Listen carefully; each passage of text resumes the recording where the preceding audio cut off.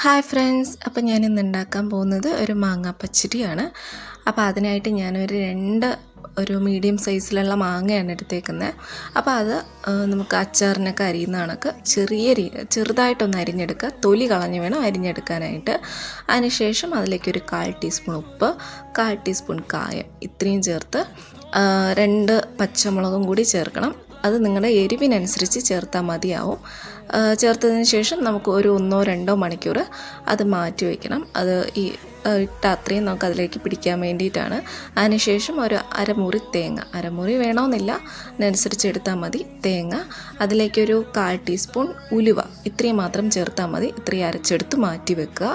അതിനുശേഷം ഒരു പാത്രത്തിലേക്ക് എണ്ണ, കടുക്, മുളക്, കറിവേപ്പില ഇത്രയും ചേർത്ത് കടുക് പൊട്ടിച്ചതിന് ശേഷം നമ്മൾ മാങ്ങ ഇട്ട് കൊടുക്കുക.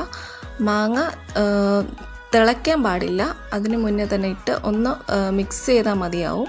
മിക്സ് ചെയ്തതിന് ശേഷം അതിലേക്ക് നമ്മൾ അരച്ച് വെച്ചേക്കുന്ന അരപ്പും കൂടി ഒന്ന് ചേർത്ത് കൊടുക്കുക. ഇതിൽ നമ്മൾ പ്രത്യേകം ശ്രദ്ധിക്കേണ്ട കാര്യമാണ്, മാങ്ങ വെന്ത് പോവാതെ നോക്കണം.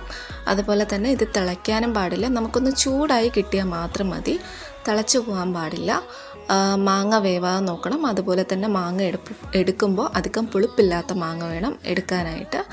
അപ്പോൾ ഇത് നമ്മൾ രാവിലെ വെക്കുകയാണെങ്കിൽ ഒരു ഉച്ചയൊക്കെ ആകുമ്പം കറക്റ്റായിട്ട് പിടിച്ചിരിക്കും, അല്ലെങ്കിൽ പിറ്റേ ദിവസം എടുക്കുന്നതായിരിക്കും നല്ലത്. അപ്പോൾ നമ്മുടെ മാങ്ങാ പച്ചടി റെഡി.